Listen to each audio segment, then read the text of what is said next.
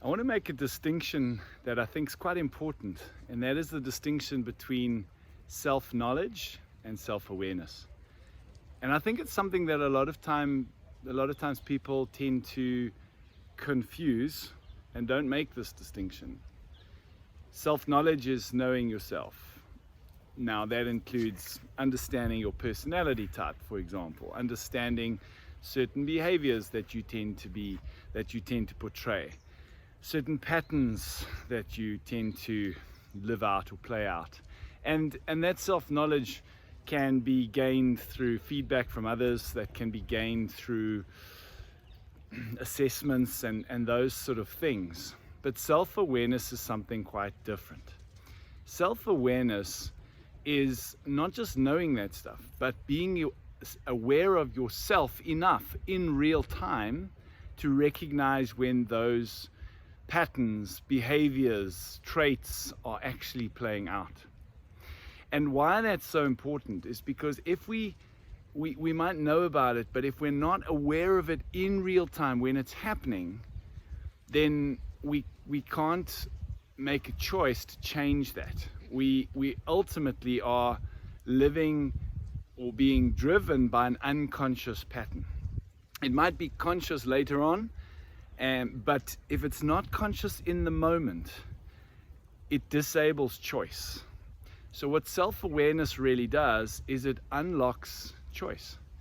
And what is that choice? It moves us from being unconsciously driven by certain traits, behaviors, patterns, fears, programs, to having the conscious awareness in real time. This is what's happening right now, and now I can choose a different response. I can choose make a different choice. And that is really where personal responsibility is activated.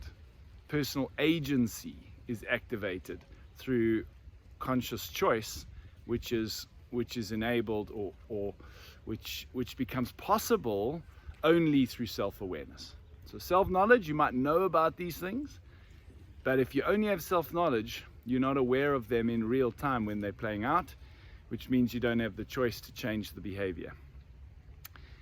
That's self-awareness. How do you become more self-aware? Well, self-reflection is a good starting point, because even if in the beginning you start recognizing these things in retrospect, you think back on your day, you think back on a conversation, you think back on a situation.